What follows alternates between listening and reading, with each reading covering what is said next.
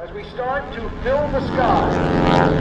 With the warbirds we've had on display since early this morning and the dramatic sunrise, even through the clouds,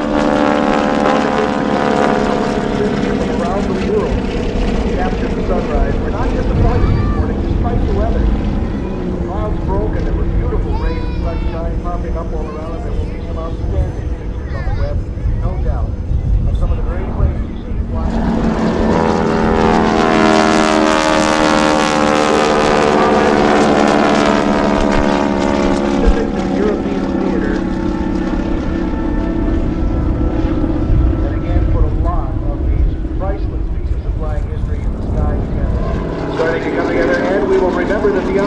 As well.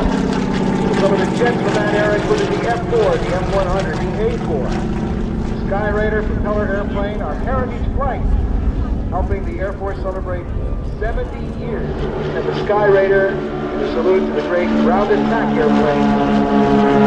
And right now, here is training for the war.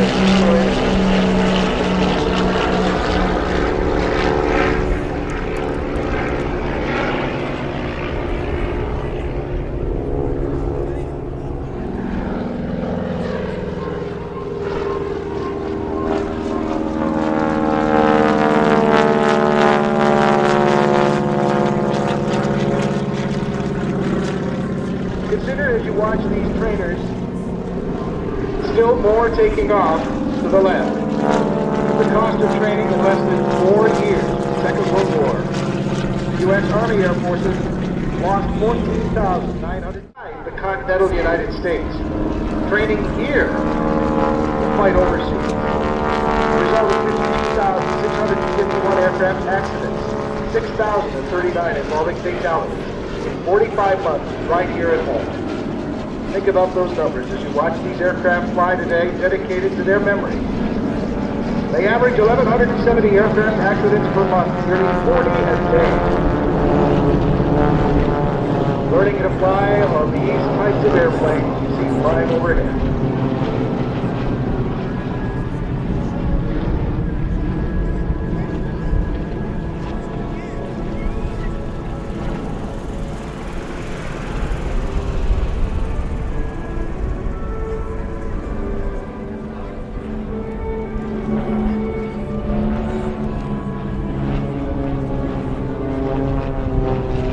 More modern trainers above right now, the T-34s, the Mentors,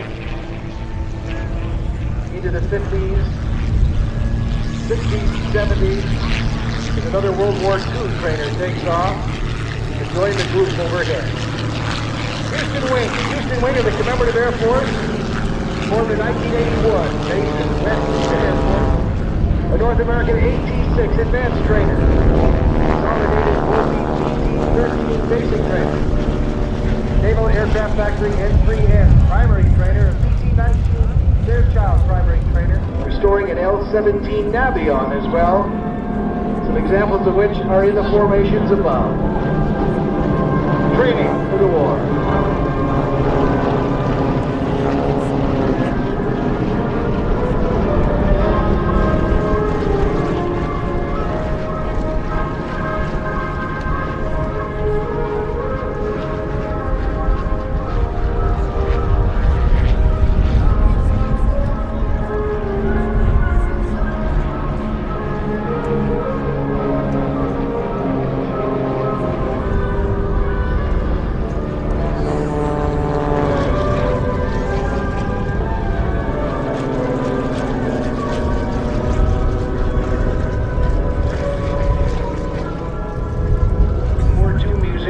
Several activities each year, including public open house events, educational tours for youth groups so that we never forget, veterans associations, meetings, and social events for a variety of professional, non-profit organizations.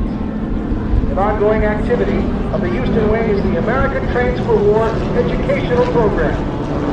In the program, the aircraft and members visit area communities to educate elementary and middle school children about the role of training aircraft, their manufacturers, and instructor pilots played in World War II, helping to turn an essentially unprepared United States into the most dominating air power in the world. Wing members also participate in Smithsonian-sponsored Veterans History Project, where veterans of World War II tell of their service and experiences in video interviews.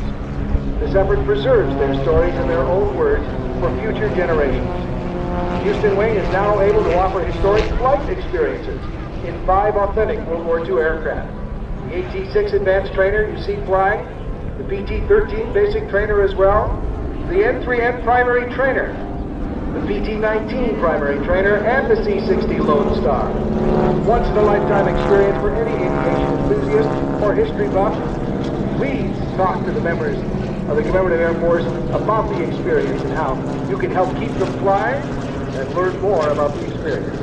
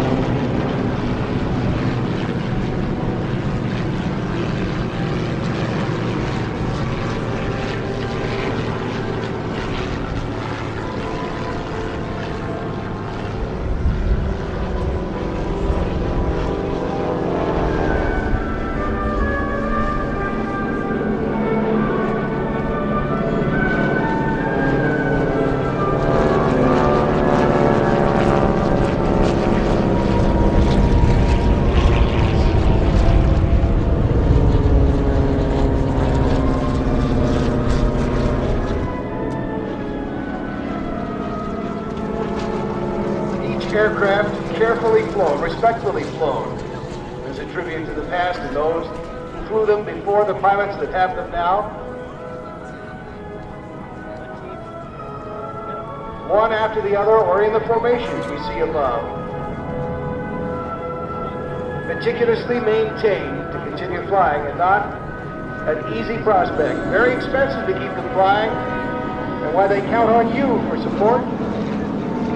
Keep the museums not only telling the story, but to keep it flying.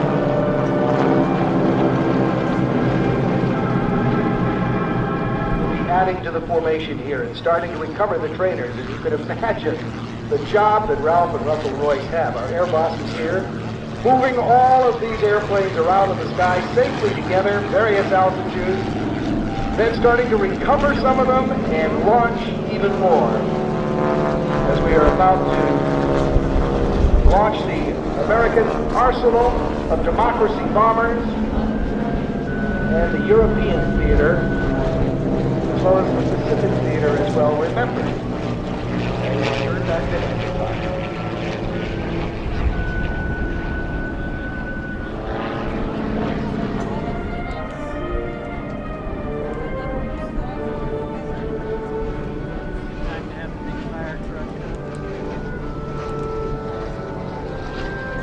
And as these aircraft land, I want to tell you that United Airlines presents our Legends and Heroes autograph tent behind us at Show Center.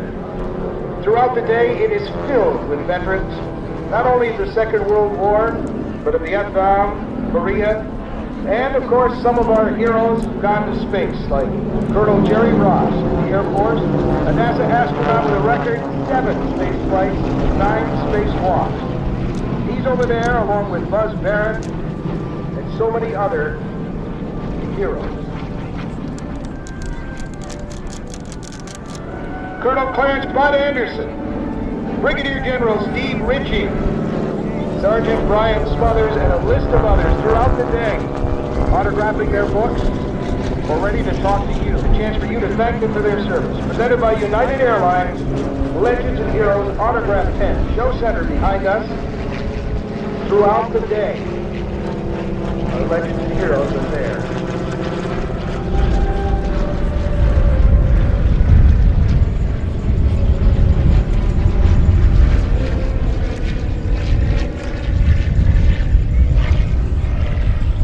That is the Canary.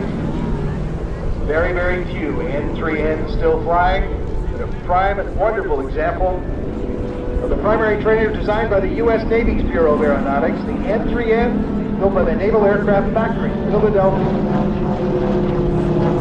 Numerous product they made. The design originated in 1934, a relatively advanced type in its time. Fuselage, aluminum, angle, and plate covered with a combination of fabric and removable aluminum panels. Flying surfaces covered with fabric.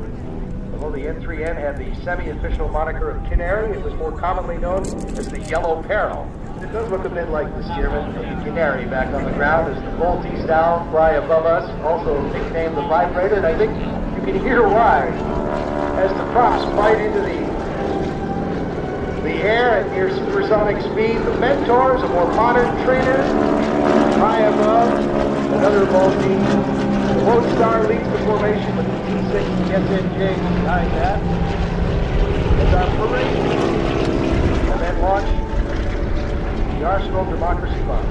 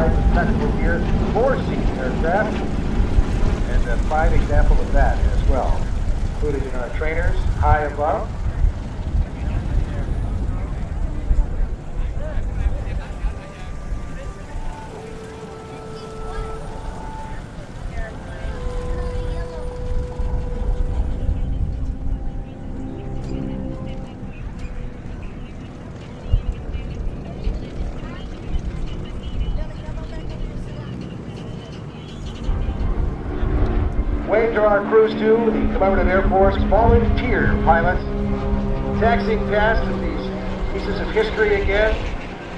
A wave of appreciation. They can't hear your appreciation, but they can see it. Please give them a wave as our pilots taxi back to the Warbird area as we remember the Second World War.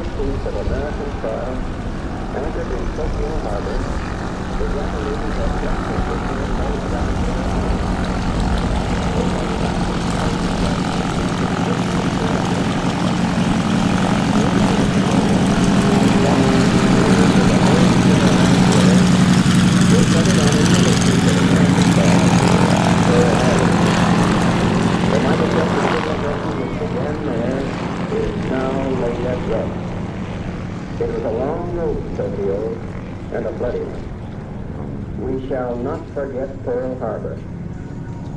No, we won't. And there is the taxiing in front of us right now, the Canary, the N3N, the Navy.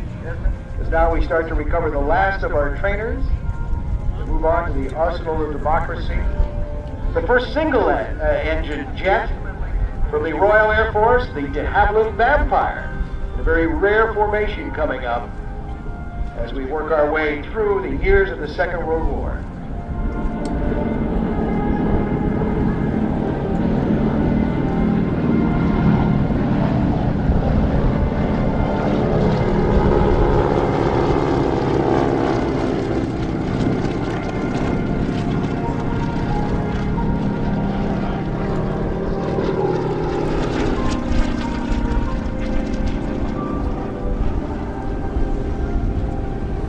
On average, 6,600 American servicemen died per month during World War II. That's about 220 a day. 276,000 aircraft manufactured in the U.S., 43,000 lost overseas, 14,000 in the continental U.S., as I mentioned earlier, training for war. At its height, mid-1944, the Army Air Forces had 2.6 million people, nearly 80,000 aircraft of all types. Today, the U.S. Air Force employs 327,000 active personnel, plus about 170,000 civilians.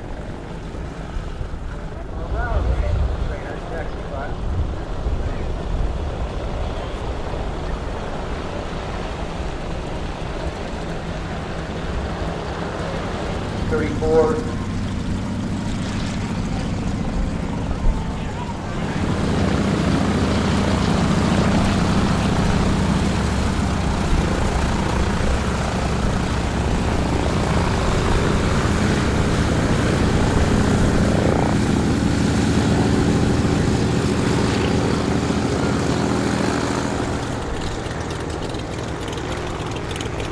Swiss made Pilatus P3, one of 70 built and only 23 left flying. Pilot Jeremy Riley, Ellington, Texas, flying a beautiful example of it with the Swiss tail.